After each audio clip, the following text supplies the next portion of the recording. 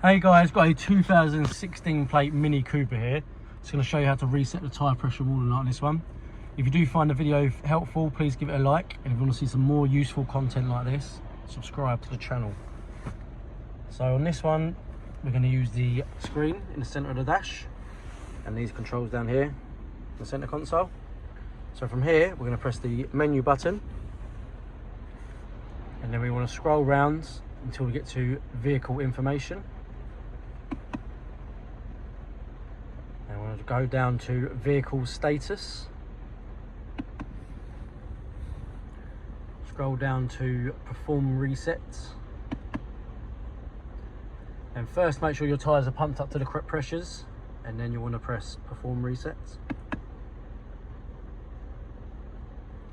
And the tyres will be measured while driving, so drive around for a few minutes and then it will calibrate itself, and that's it.